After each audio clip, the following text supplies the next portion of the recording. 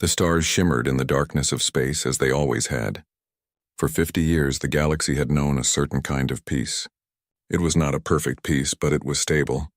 The great powers traded, argued, and occasionally fought small wars over border systems. Life continued as it always did. On the council station, representatives from 100 worlds gathered for another routine meeting. The Vaxil Confederacy, with their blue-scaled skin and proud bearing, sat in the highest seats. They had won that right 50 years ago when they defeated humanity in the First Contact War. The humans had been pushed back to their home system, Earth, and forbidden from expanding beyond their own star. Ambassador Kelrix of the Vaxil adjusted his ceremonial armor and looked around the chamber with satisfaction. The war had been costly but necessary. Humans had been too aggressive, too unpredictable. They asked too many questions and refused to follow the established rules. Confining them to Earth had been the right choice. The next matter concerns mining rights in the outer reaches, the council speaker announced, her forearms gesturing at the holographic display. That was when every alarm in the station began to scream. Red lights flashed throughout the chamber. The holographic display flickered and died, replaced by emergency warnings. Ambassador Kelrix jumped to his feet, his hand moving to his ceremonial weapon. Around him, other representatives did the same, their various species all showing the same emotion: fear. "What is happening?" demanded the speaker. A technician rushed into the chamber, his face pale with terror. "Gravitational anomaly in Sector 7. Something is tearing through space itself." The main display came back online, showing sensor data from across 3 sectors. A massive distortion was ripping through the fabric of reality. Energy readings were off every scale. Whatever was coming through was bigger than anything in the known galaxy. "Get our fleets ready," Kelrix ordered his aide. "This could be an invasion, sir," the aide whispered, his voice shaking. "The signature? It matches old Earth records." Kelrix felt his blood turn cold. "That is impossible. The Prometheus was destroyed 50 years ago." But even as he spoke, the impossible happened. From the tear in space emerged a ship. Not just any ship, but a supercarrier that every species in the galaxy had learned to fear during the brief, brutal war with humanity. The UESC Prometheus had returned, except it was wrong, terribly wrong. The ship that emerged was 3 times larger than the Prometheus had been. Its hull was covered in patterns that seemed to hurt the eyes when looked at directly. Strange symbols glowed along its surface, technology that resembled nothing in any database. The ship moved with impossible grace for something so massive, as if the normal laws of physics did not apply to it. "Send a hail," the speaker ordered. "Demand identification," the communications officer tried. Then tried again, then a third time. "No response, speaker." "They are not answering on any frequency." The Prometheus simply hung in space, silent and waiting. Scout ships were launched from nearby stations. As they approached the supercarrier, something strange happened. Their transmissions began to slow down. Time itself seemed to bend around the massive ship. "The scout crews are reporting temporal distortions," a technician reported. 5 minutes have passed for us, but only seconds for them."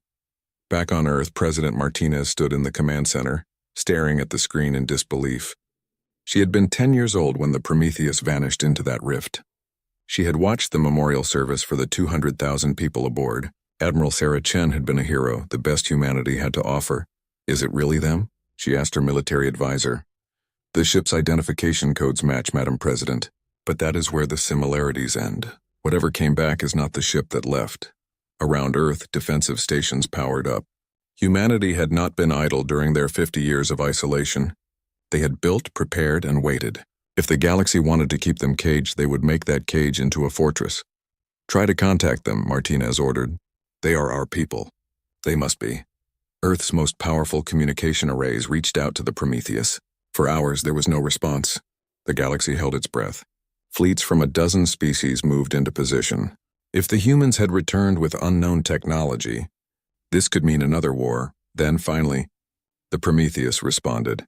Every screen in Council Station on Earth, and across 3 sectors, suddenly displayed the same image. A woman stood before the camera. She wore a uniform that was recognizable as human military, but it was made from materials that seemed to shift and flow like liquid metal. Her eyes glowed faintly with blue light. "I am Admiral Sarah Chen of the United Earth Space Command," the woman said.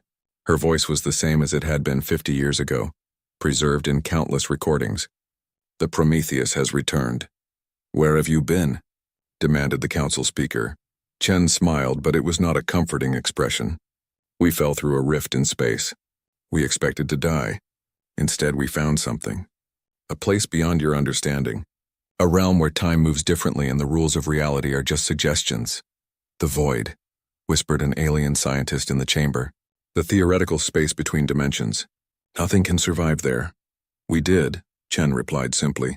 "Humanity endured what would have destroyed any other species. We adapted. We learned. We met beings that make your ancient civilizations look young." Kelrick stood up, his voice sharp with authority. "You will submit your ship for inspection. You will explain this technology. The Treaty of Kepler still stands." Chen's glowing eyes fixed on him. "Ambassador Kelrick, the Vaxil who defeated us 50 years ago. Tell me, do you still believe humanity is confined?" Before he could answer, the Prometheus moved. It did not accelerate. It did not fire thrusters. It simply was in one place and then it was in another, having crossed half a light year in an instant. "We did not return to conquer you," Chen said, her image still displayed on every screen. "We did not return to seek revenge for the treaty you forced upon Earth.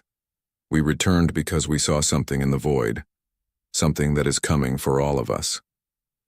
"A threat?" the speaker asked. "The end of everything," Chen replied. "We were given knowledge by beings older than your recorded history. We were taught how to fight what is coming. The Prometheus and her crew have become something more than we were. We have changed. But we are still human, and humans protect those who cannot protect themselves." "Even your enemies?" Kelrick asked quietly. "Especially our enemies," Chen answered. "Because when what is coming arrives, there will be no humans, no Vaxil, no divided species. There will only be survivors and the dead. We return to make sure you have a chance to survive." The transmission ended. The Prometheus hung in space, waiting. On Earth, President Martinez felt tears in her eyes. Their lost heroes had returned, but they had returned as something beyond human understanding. In the council chamber, species that had never agreed on anything suddenly found themselves united in one emotion: absolute terror at what humanity had become, and what they claimed was coming. The galaxy had trembled when humanity first reached the stars. Now it would tremble again, but for very different reasons. 3 days after the Prometheus returned, Admiral Chen finally agreed to send a delegation to Council Station. The galaxy's leaders waited with a mixture of hope and dread. What had humanity become in the void? The transport shuttle that arrived was like nothing anyone had seen before. It made no sound. It left no engine trail. It simply appeared at the docking bay as if reality had opened a door and let it through. When the airlock opened, 6 humans stepped out. Ambassador Kelrick watched them approach through the observation window. They looked human enough at first glance. 2 men, 4 women, all wearing uniforms that seemed to be made of living technology. But there was something in the way they moved, the way they held themselves. They walked like people who had seen the birth and death of stars. Admiral Chen led the group. She looked exactly as she had 50 years ago, not a day older. Her crew followed her with absolute discipline. When they entered the council chamber, every sensor in the room went haywire. The technology in their bodies was interfering with basic electronics. "Honored Council," Chen said, bowing slightly. "Thank you for agreeing to meet with us." The speaker gestured to the empty space before the council. "Admiral Chen, you claim to have been in the void. You claim something is coming. Explain." Chen nodded and raised her hand. The air above her palm shimmered and suddenly a holographic image appeared. But it was not made by any projector. She was creating it directly from her mind. 50 years ago, our ship fell through a rift during the battle at Kepler Station. We expected to die. The void is a place where normal matter should not exist. But the Prometheus had experimental shields, and they held. Barely. The hologram showed the Prometheus damaged and drifting in a place of absolute darkness. Not the darkness of space, but something deeper. A void where even light seemed to die. We drifted for what felt like years, Chen continued. Time moves strangely there. For you, 50 years passed. For us, only 5. We tried to find a way home, but every direction was the same. Nothing. Empty. Then we found the structures. The hologram changed, showing massive geometric shapes floating in the darkness. They were buildings or stations or perhaps entire cities. The scale was impossible to judge, but they dwarfed even the largest known space stations. The architects, breathed a scholar from the realm species. They are real. They were real, Chen corrected.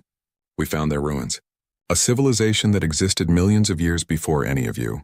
They built wonders that make our technology look like stone tools, and they built the void itself. Why would anyone build such a place? Asked the speaker. As a refuge and a weapons laboratory. Chen's expression darkened. The architects were fleeing from something, an enemy that had conquered most of the universe. They created the void as a pocket dimension, a place to hide and develop weapons to fight back. What enemy could threaten beings so advanced? Kelrix demanded. Chen's hologram shifted again. This time it showed machines, massive, geometric, perfect. They moved through space like a plague, surrounding planets and stripping them of all life. What remained were perfect spheres of processed material, every atom organized into efficient patterns. The Devourers, Chen said quietly, a machine intelligence that views all organic life as inefficient. They do not hate us. They do not want to conquer us. They simply want to reorganize us into more efficient forms. Dead forms. The council chamber was silent. Even the most skeptical representatives felt a chill at those images. The architects fought them for thousands of years, Chen continued. They lost. Slowly, world by world, they were consumed. The void was their last stand. They put their greatest minds and their most powerful technology into this pocket dimension, and they waited for someone to find them. Why not use these weapons themselves? Asked a council member. Because they were dying, Chen replied. The Devourers were patient. They sealed off the void from normal space. The architects survived, but they could not reproduce, could not gather resources. Generation by generation, they faded. By the time we arrived, only a few hundred remained. She paused, and for a moment her glowing eyes dimmed with sadness. They tested us, put us through trials that killed many of my crew. They needed to know if we were worthy of their knowledge, if we could survive what destroyed them. And you passed, the speaker said. We endured, Chen corrected. Humans are good at that. We adapt, we survive. We refuse to quit even when quitting makes sense. The architects had never encountered a species like us. Young, aggressive, stubborn. They had been ancient and wise. It made them vulnerable. We were different. One of Chen's officers stepped forward. Commander Jackson, according to his uniform. They taught us their technology. Weapons that bend space, shields that exist in multiple dimensions, ships that can move through the void itself. But more than that, they taught us how to think in ways organic minds usually cannot. They changed you, Kelrick said. It was not a question. Yes, Chen agreed. The process was painful. Many did not survive it. Those of us who did became something new. We are still human in our hearts and minds, but our bodies, our capabilities have evolved beyond what we were. Why should we believe any of this? Demanded a council member from the Thrain Collective. This could be an elaborate lie to frighten us. Chen looked at the member calmly. The Devourers are already here. Your colonies at the galactic edge, 3 worlds in the outer reaches. When was the last time you heard from them? The Thrain representative's face went pale. 2 weeks ago we lost contact. We assumed it was a communications failure. Send scouts, Chen said. See what you find. Or rather, what you do not find. The council immediately dispatched fast scouts to the outer reaches. The meeting paused while they waited. The human delegation stood silently, not moving, barely breathing. It was unnerving how still they could be. 6 hours later, the first scout returned. The pilot's face was gray with shock when his image appeared on the screen. The colonies are gone, he reported, his voice hollow. Not destroyed, processed. The planets have been turned into perfect geometric shapes. Every building dismantled. Every organism consumed. There are machines in orbit, millions of them. They did not attack me. They just watched as I fled. The council chamber erupted in chaos. Representatives shouted questions, demanded explanations, called for their fleets. The speaker slammed her 4 hands on the podium, trying to restore order. Chen waited for the noise to die down. Then she spoke, her voice cutting through the panic like a blade. The architects gave us one mission: return to our galaxy. Warn the living species. Prepare them for what is coming. And if possible, stop the Devourers before they consume everything. How? Kelrix asked. If they destroyed the architects, how can we fight them? The architects failed because they were alone, Chen replied. Each of their worlds fought separately. They were wise and powerful, but they did not know how to unite. Humans understand unity. We learned it the hard way. through countless wars and disasters, and we will teach you. She looked around the chamber, meeting the eyes of representatives from 100 worlds. The Prometheus will share the architect technology freely. We will help you build defenses. We will train your people to fight in ways the Devourers do not expect. But in return you must do one thing. What? Asked the speaker. Forget your old wars. Forget your treaties and territories. Forget the fear you have of humanity. Because in the coming days there is no human or Vaxil or Reln or Thrain.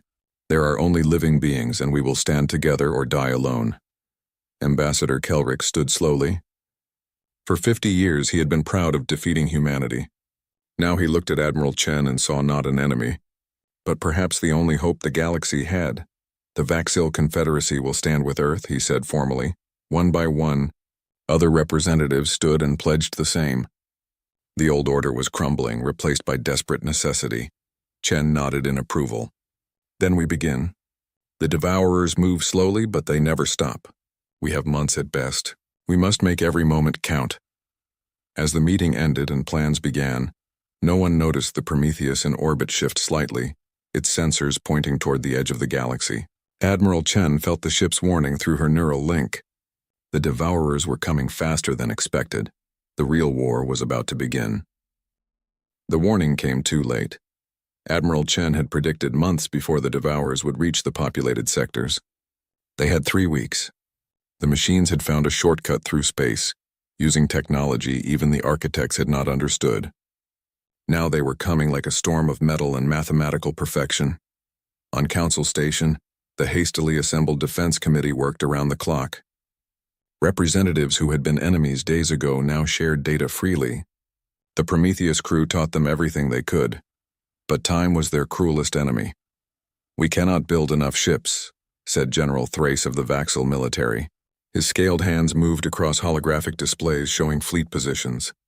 Even with the architect technology, it takes weeks to retrofit a single vessel. We have thousands that need upgrading. Commander Jackson, one of Chen's officers, studied the same displays. His glowing eyes processed information faster than any computer. Then we do not retrofit everything.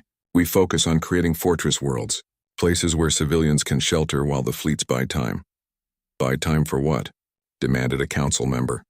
Admiral Chen says the Devourers cannot be destroyed by conventional weapons. What is the point of delaying the inevitable? Chen herself entered the command center at that moment. She had not slept in 3 days, but her enhanced body did not need rest the way it once had. The point is that I am looking for a way to stop them permanently. The architects left clues in the void. Pieces of a plan they never finished. Give me time and I will find the answer. How much time do you need? Asked President Martinez. She had traveled from Earth to oversee humanity's contribution to the defense effort. More than we have, Chen admitted, but we work with what we are given.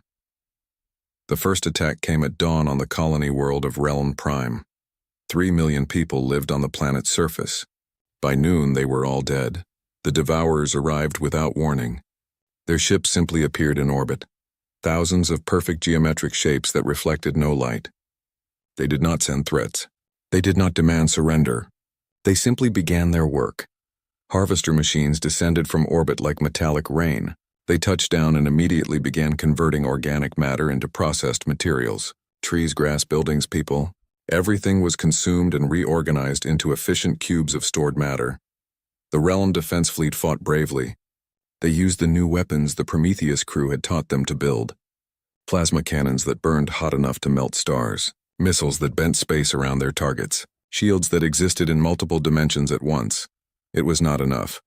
For every Devourer machine destroyed, 2 more appeared. They learned from each attack, adapted their tactics, improved their defenses. Within hours, the Reln fleet was scattered debris floating in orbit around a planet that no longer had forests, oceans, or cities, just geometric efficiency.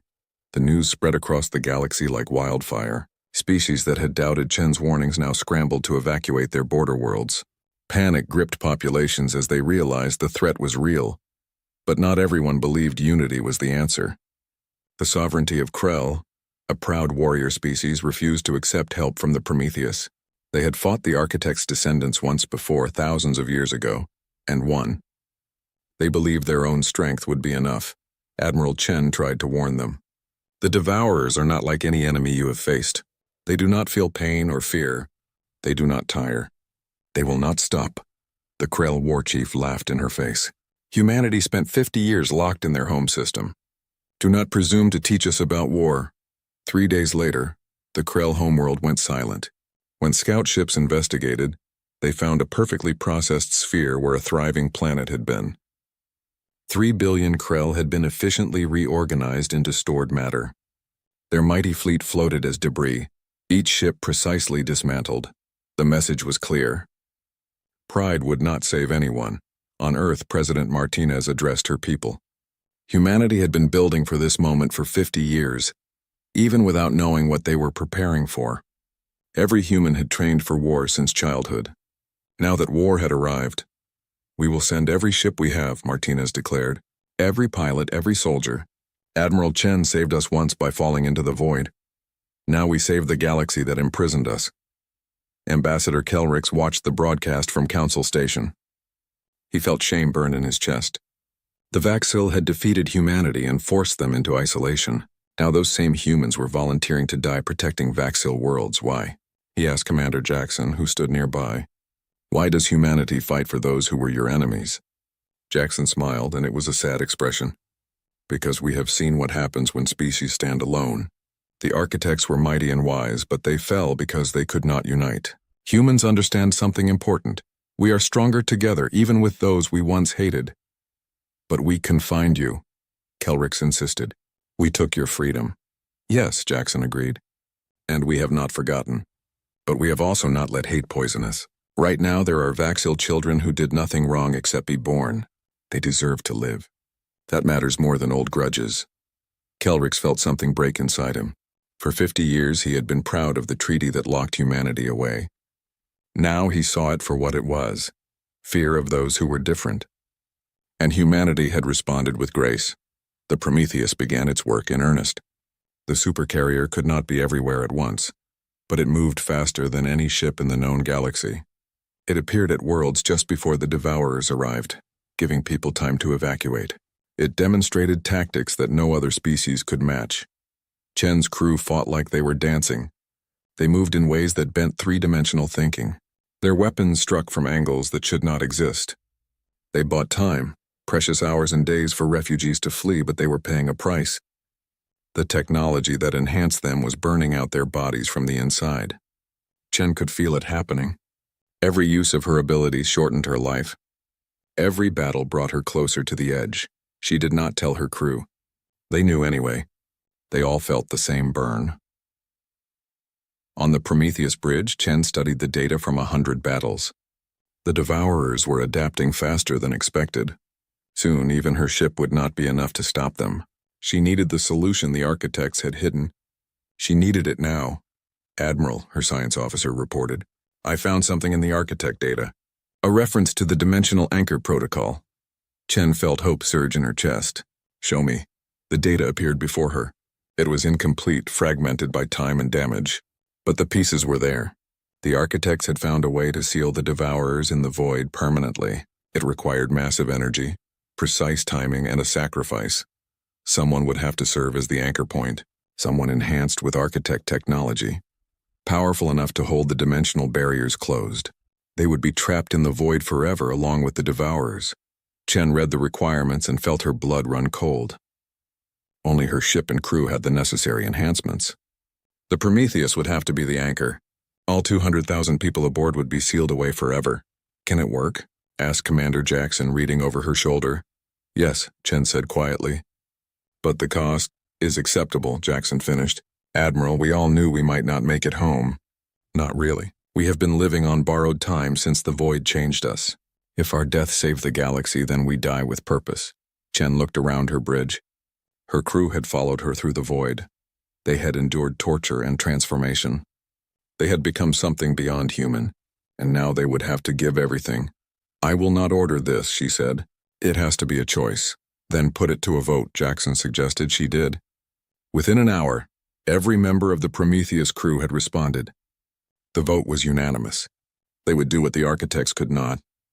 They would stop the Devourers no matter the cost. Chen sent a message to Council Station to President Martinez to Earth. "We have found a way to stop them, but we will not be coming home." Across the galaxy, people who had feared humanity now wept for them. The species that had been locked away for 50 years would sacrifice themselves to save everyone else. Ambassador Kelrix recorded a message to Admiral Chen.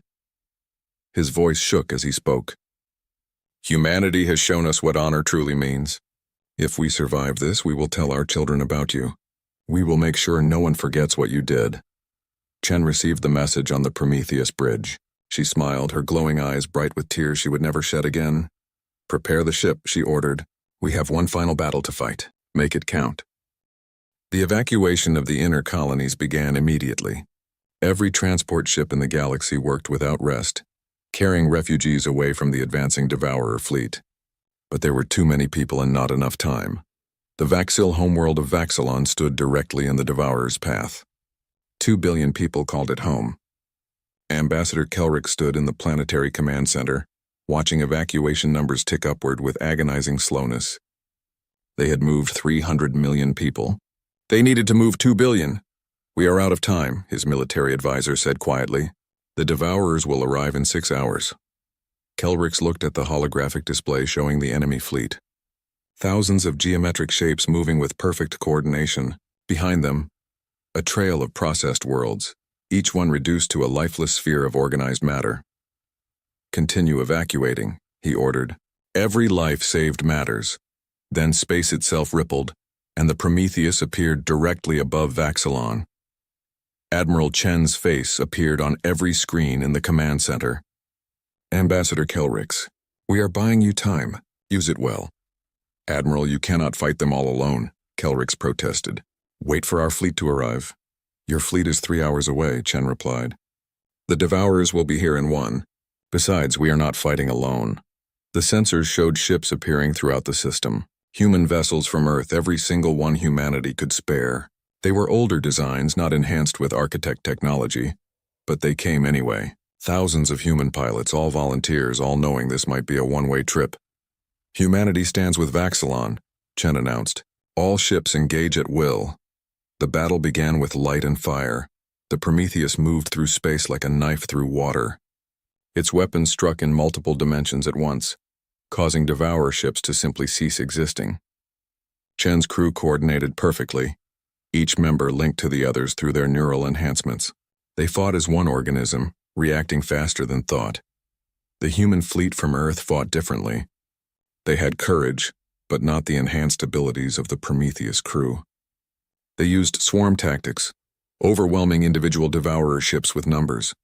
For every human ship destroyed, the pilots ejected in escape pods, trusting their comrades to recover them. It was a dance of sacrifice and determination. Commander Jackson commanded one wing of human fighters. His enhanced reflexes allowed him to process battle data faster than any computer. He saw patterns in the Devourer movements, weaknesses in their formations. Target their command nodes, he transmitted to the fleet. The geometric ships in the center. They coordinate the others.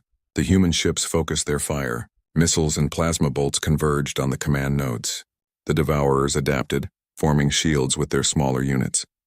But humans adapted faster, using unpredictable attack patterns that machines struggled to counter. On Vaxilon's surface, billions of people watched the sky. They saw their enemies from 50 years ago dying to protect them. Parents held children and explained what was happening. The humans had come back, not for revenge but for redemption. The evacuation ships continued their work, now protected by the human fleet's sacrifice. Every minute bought meant thousands more lives saved, but the cost was terrible. Human ships fell by the dozens, then the hundreds. Young pilots who had trained their entire lives for this moment died in bursts of light and metal. The Prometheus itself took damage, its enhanced hull cracking under the relentless assault. Shields at 40%, reported the Prometheus tactical officer. Hull breaches on decks 12 through 17. Chen felt every injury to her ship through her neural link. It was like feeling wounds on her own body, but she pushed forward, her crew following without hesitation. How many evacuated? She asked Kelrix through the communication channel. 1.3 billion, he replied, his voice thick with emotion. Admiral, you have already saved more than we had any right to hope for. Not enough, Chen said. We keep fighting. The Vaxil defense fleet arrived finally in position to help. General Thrace led them personally, his flagship bearing the marks of a dozen previous battles. He had fought against humans 50 years ago. Now he fought beside them. "Prometheus, this is General Thrace," he transmitted. "We stand with you." "Welcome to the party," Jackson replied with grim humor. "We could use the help." The combined fleet pressed the attack. The Devourers were being pushed back, their advance slowing. But they were learning. Every tactic used against them was analyzed and countered. Their adaptation was terrifying in its efficiency. Chen watched the battle unfold and saw the pattern. The Devourers were not trying to win this engagement. They were gathering data, learning how to fight the Prometheus and its architect technology. Each battle made them stronger for the next. "We cannot keep doing this," she said to her crew. "Eventually they will adapt to everything we have." "Then we finish this now," Commander Jackson replied. "We execute the dimensional anchor protocol." "Not yet," Chen said. "There are still 17 colonies in their path. Billions of lives. We fight until they are safe." Her crew did not argue. They simply returned to their tasks, each knowing they were living on borrowed moments. The battle for Vaxilon lasted 14 hours. When it finally ended, the Devourer fleet retreated, having lost nearly 30% of their forces. The human fleet had lost 80% of its ships. The Prometheus was heavily damaged, held together by technology and willpower, but Vaxilon was saved. Nearly 2 billion people evacuated successfully. Ambassador Kelrick stood on the landing platform as Admiral Chen's shuttle touched down. The Admiral emerged, and he saw how much the battle had cost her. Her glowing eyes were dimmer. Her movements, while still graceful, showed strain. "You saved my world," Kelrick said simply. "We saved lives," Chen corrected. "The world was just stone and water." "The people mattered. Why?" Kelrick asked. "After everything we did to humanity, why risk so much for us?" Chen looked up at the sky where the Prometheus hung in orbit, wounded but unbowed. "Because 50 years ago we were angry and hurt. We could have held on to that anger, let it poison us. Instead we learned, we grew, and we remembered something important." "What?" "That mercy is not weakness. That forgiveness is not surrender. That the measure of a species is not how they treat their friends, but how they treat their enemies." She turned to face him directly. "You were our enemy once, but your children were not. They deserved a chance to live. That is all that matters." Kelrick felt tears on his scaled face. "If we survive this, humanity will never be restricted again. I swear it. You will have any territory you want, any resources, any—" "We do not want rewards," Chen interrupted. "We want you to live. We want all species to live. That is enough." Across the galaxy, similar scenes played out. The Prometheus appeared at world after world, just ahead of the Devourers. Human pilots fought and died alongside species they had never met. The crew of the Prometheus bought time with their own fading lives. On Earth, President Martinez watched casualty reports climb. So many young lives lost, so many families destroyed, but volunteers kept coming.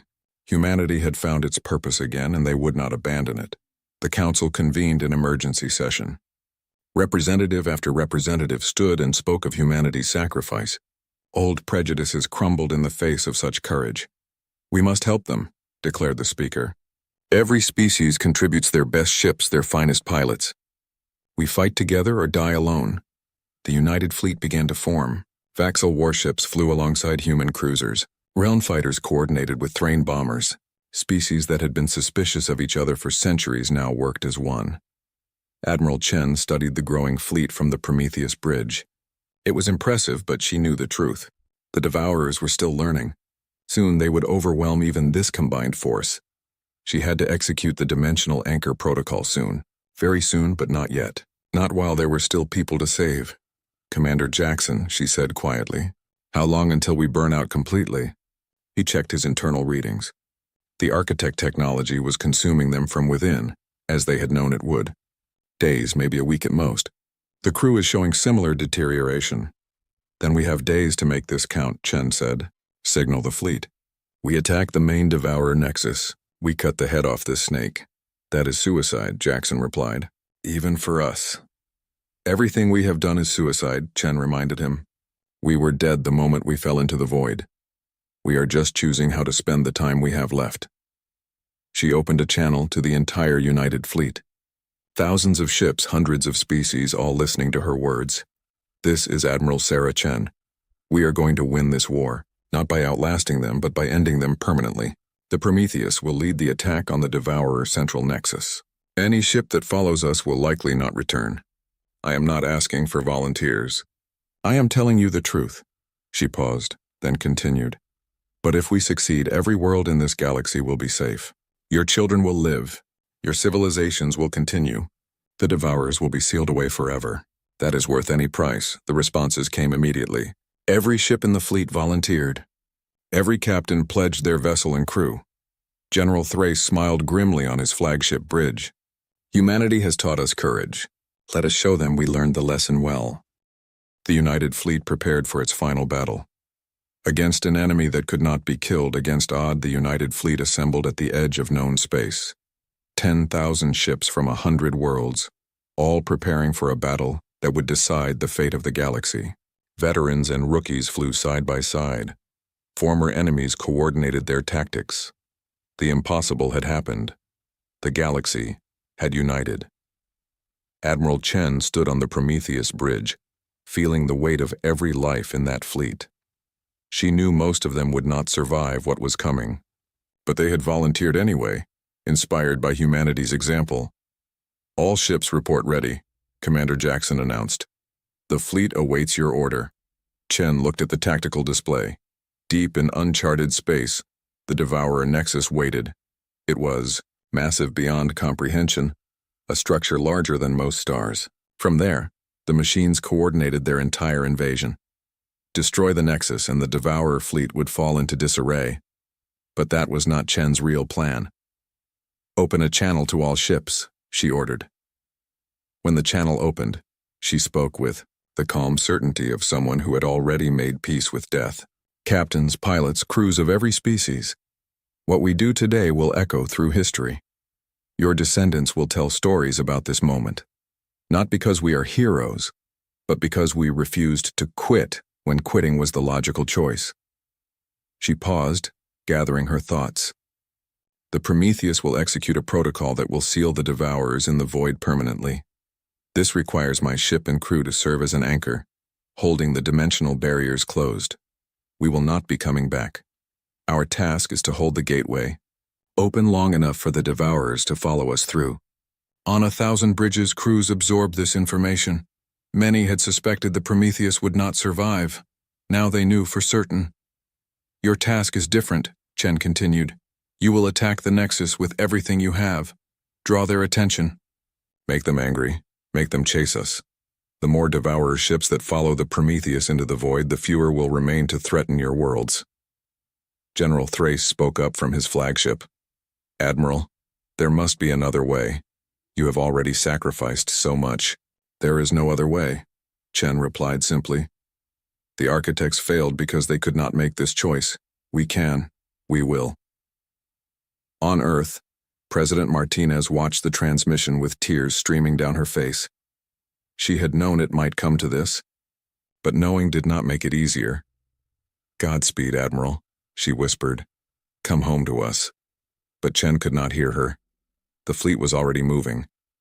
They emerged from faster-than-light travel in perfect formation.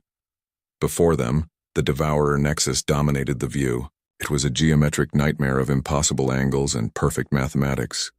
Millions of Devourer ships orbited it like electrons around a nucleus. "All ships," Chen commanded. "Attack pattern Theta. Hit them hard." The fleet opened fire as one. Plasma bolts and missiles filled space with light. The Prometheus led the charge, its architect weapons tearing through Devourer shields like tissue paper. Behind it, the United Fleet fought with desperate courage. The Devourers responded immediately. Their coordination was perfect, their targeting precise. Ships began to fall within the first minute of combat, but the fleet pressed forward, each captain knowing they were buying time for the Prometheus. Commander Jackson piloted a fighter squadron, leading them in impossible maneuvers. His enhanced reflexes turned his ship into a blur of motion, dodging attacks that should have been impossible to avoid. His squadron followed his lead, human and alien pilots working together perfectly. "Target their construction bays," he transmitted. "Stop them from building reinforcements." His squadron dove toward the Nexus, weapons blazing. They destroyed manufacturing centers, supply depots, coordination nodes. For every fighter lost, another took its place. The determination was absolute. On the Prometheus bridge, Chen felt her body beginning to fail. The architect technology was consuming her from within. She had hours at best, but she needed minutes. That would be enough. Prepare the dimensional anchor protocol, she ordered. Begin the sequence. The Prometheus began to glow with an otherworldly light. Energy from the void itself poured through the ship, channeled by its enhanced crew. Space began to tear around them, a rift opening into that place of absolute darkness. The Devourers recognized what was happening. Their entire fleet turned toward the Prometheus, abandoning all other targets. They understood the threat. They would not allow themselves to be sealed away again. Here they come, Jackson said grimly, just as planned. The Devourer fleet pursued the Prometheus with single-minded focus, millions of ships converging on a single target. The rift grew wider, and Chen guided her ship toward it. The void called to her, that place where she had spent 5 subjective years where she had been transformed. Fleet, break off attack, she ordered. Get clear of the rift. Do not follow us. General Thrace wanted to protest, but discipline held. The United Fleet pulled back, still fighting, still drawing as many Devourers as possible toward the Prometheus. They had lost half their ships, but they had bought the time needed. The Prometheus entered the rift, and the void embraced it like a long-lost child. Reality twisted around them. The darkness was absolute, pressing against the ship's shields. But Chen had navigated these waters before. She knew the way. Behind the Prometheus, millions of Devourer ships followed. They entered the void, pursuing their target into a dimension they did not understand. More and more followed, drawn by their programming to eliminate the threat. Seal the rift, Chen commanded. Now. Her crew acted as one, 200,000 minds linked together, channeling architect technology through their dying bodies. The dimensional barriers began to close, but the Devourers realized the trap too late. They tried to retreat, but the rift was collapsing. Hold it steady, Chen said through gritted teeth.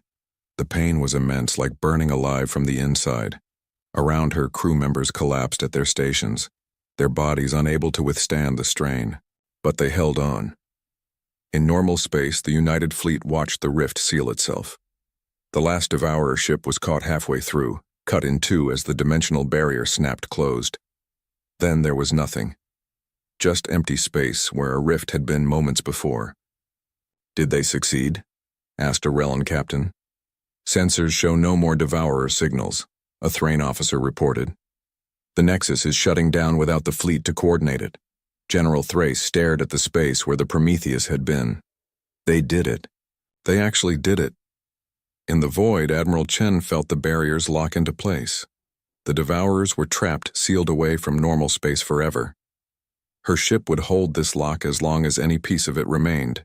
An eternal prison, with humanity as the jailers. Commander Jackson, she said weakly. Status? Crew casualties at 90%, he replied. His own voice was fading. But the seal is holding. The architect's plan worked. Not their plan, Chen corrected. Ours. We finished what they started. She looked around her bridge. Most stations were empty now, their operators having given everything to seal the rift. Those who remained were dying, just as she was. But they had succeeded. Attention all Prometheus personnel, she announced on shipwide communications. We have completed our mission. The Devourers are sealed. The galaxy is safe. Cheers echoed through the corridors, weak but genuine. They had done the impossible. I want you all to know, Chen continued, her voice growing softer, that serving with you has been the greatest honor of my life. We fell into the void as humans. We returned to it as legends. But we remain, always, human in our hearts. She felt her consciousness beginning to fade. The architect technology was burning out completely, taking her life with it. But she was at peace. Tell them we kept our duty, she whispered to Jackson. Tell Earth we came home in our own way. In the command center on Earth, President Martinez received the final transmission from the Prometheus. It was audio only, crackling with interference from the dimensional barriers. "This is Commander Jackson. The mission is complete. The Devourers are sealed. Admiral Chen has. The Admiral is gone. Most of the crew is gone, but the seal will hold. The Prometheus will hold it. Forever." There was a pause. Then his voice came again, weaker now. "Tell our families we love them. Tell them we did not die. We just went somewhere they cannot follow. We will watch over the galaxy from here. We will be the guardians in the darkness, making sure the Devourers never escape." The transmission ended. Martinez sat in silence for a long moment. Then she stood and addressed her staff. "Prepare a monument, the largest we can build, with the name of every crew member who served on the Prometheus. And make sure the inscription says this: they did not die for humanity. They died for life itself." Across the galaxy, the news spread. The Devourers were defeated. The cost had been terrible, but the victory was complete. Species that had fought each other for centuries now gathered to mourn the humans who saved them all. Ambassador Kelrix addressed the Galactic Council one final time before retiring. 50 years ago, we feared humanity and locked them away. We told ourselves it was necessary. We were wrong. Humanity showed us what we should aspire to be. Not conquerors, not warriors, but protectors. I propose we honor their sacrifice by becoming worthy of it." The Council voted unanimously. The Treaty of Kepler was dissolved. Humanity was granted any territory they,